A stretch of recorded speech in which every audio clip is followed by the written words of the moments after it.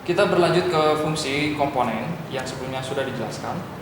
Komponen-komponen sudah saya tunjukkan sebelumnya, dan sekarang adalah fungsi. Nah, fungsi dari piston adalah menerima tekanan gas pembakaran, maksudnya piston akan bergerak akibat ditekan oleh gas pembakaran. Dan selain itu juga piston berfungsi untuk menghisap ataupun merubah ruang di sini. Nah, di sini jadi piston yang berperan sebagai pengubah volume ruang di bagian kepala piston, maksudnya di sini. Nah, jadi besar seperti ini sehingga dapat dikatakan piston yang berperan untuk menghisap campuran udara dan bahan bakar. Dan juga piston selain itu berperan untuk mendorong gas hasil pembakaran menuju ke exhaust pada saat langkah buang. Oke, jadi fungsi piston menerima tekanan gas pembakaran, menerima daya penekanan, dan menghisap campuran udara dan bahan bakar, dan terakhir mendorong gas hasil pembakaran. Oke, selanjutnya di sini adalah connecting rod. Connecting rod berfungsi untuk meneruskan daya dorong dari piston yang bergerak dari titik mati atas menuju ke titik mati bawah karena ditekan oleh gas pembakaran. Connecting rod meneruskan gaya dorong tersebut menuju ke poros engkol. Jadi pada saat piston bergerak seperti ini, nah connecting rod meneruskan penekanannya menuju ke poros engkol atau crankshaft. Dan di sini crankshaft berfungsi untuk mengubah gerak translasi atau gerak bolak-balik piston menjadi gerak putar, gerak rotasi. Kita lihat piston bergerak naik turun, tapi crankshaft bergerak berputar. Dan pada crankshaft juga terdapat counterbalance weight yang berfungsi untuk menghilangkan gaya lempar ataupun momentum pergerakan piston dari atas ke bawah, maka dilawan oleh momentum pergerakan counterbalance weight dari bawah ke atas. Jadi misalnya piston akan bergerak dari atas ke bawah. Nah, counterbalance weight melawan pergerakan piston ke bawah dengan bergeraknya counterbalance weight dari bawah ke atas, sehingga mesin atau engine ini, motor ini cenderung tidak terlalu bergetar ataupun bergetar karena pergerakan piston yang memiliki kelembaman. Nah, sama juga ketika piston bergerak ke atas, dia bergerak ke bawah. Kita ke kanan, ini adalah flywheel. Namun di sini hanya ilustrasi. Yang jelas flywheel berfungsi untuk menyimpan inersia putar atau kelembaman putaran yang dihasilkan oleh poros engkol. Nah, jadi untuk melakukan langkah hisap, flywheel yang mentransfer daya ke poros engkol untuk menggerakkan piston. Jadi pada saat langkah hisap, yang menggerakkan piston, yang menggerakkan connecting rod, yang menggerakkan crankshaft adalah flywheel yang cenderung terus berputar seperti halnya gasing yang kita putar, maka dia akan terus berputar sampai pada kondisi tertentu. Nah, sama halnya pada flywheel. Oke, kita lanjut ke kiri. Ini adalah drive gear dan juga driven gear, mekanisme timing gear. Drive gear di sini berfungsi untuk meneruskan putaran pada crankshaft menuju ke driven gear yang tersambung pada camshaft. Nah, jadi intinya mekanisme ini berfungsi untuk meneruskan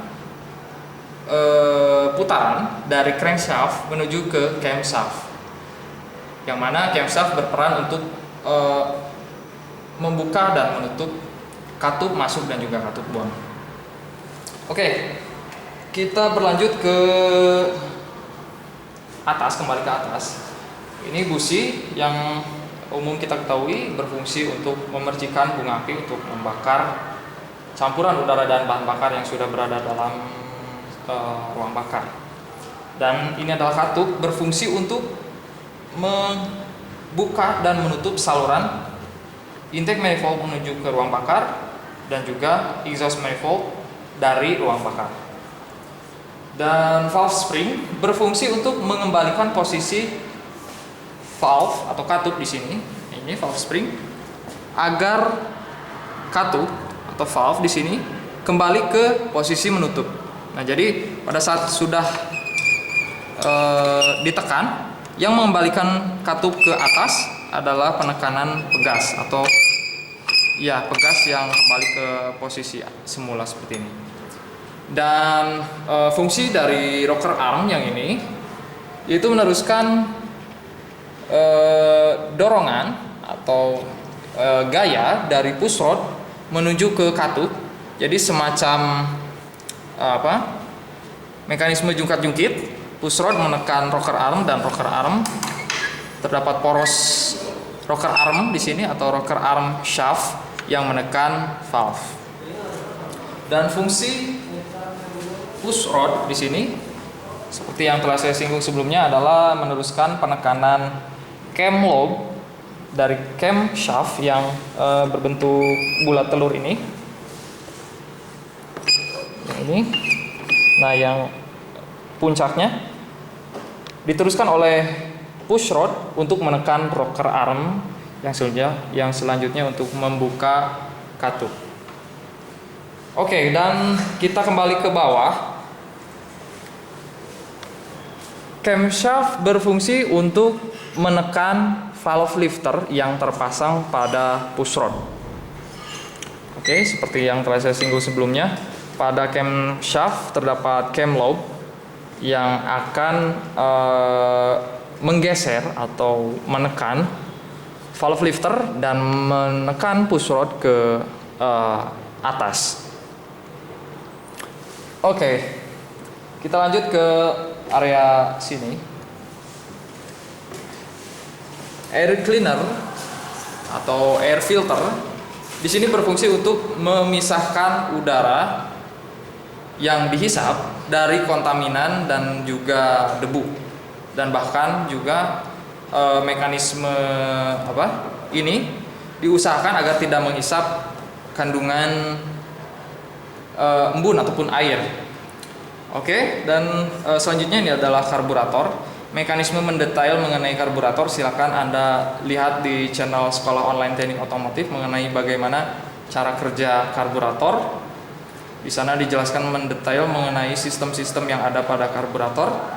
Dan intinya karburator berfungsi untuk mengkarburasikan udara dan bahan bakar sehingga seperti semprotan obat nyamuk itu misalnya kan berbentuk uap, ya. Oke, kita ke belakang.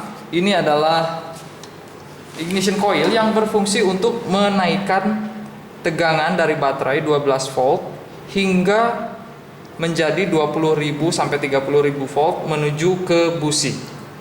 Di sini terdapat terdapat komponen-komponen yang diantaranya adalah beberapa coil, yaitu primary coil dan secondary coil. Oke, kita berlanjut ke sini, distributor. Pada distributor ini diilustrasikan terdapat satu buah output cable atau high tension cord yang ini. Jadi kalau yang 4 silinder terdapat 1, 2, 3, 4 kabel output, dan ini adalah kabel input dari coil. Nah, distributor ini berfungsi untuk mendistribusikan listrik yang telah dinaikkan tegangannya dari ignition coil menuju ke tiap busi. Dan pada distributor juga terdapat mekanisme yang berfungsi untuk memajukan dan memundurkan pengapian sesuai dengan kondisi kerja engine atau motor.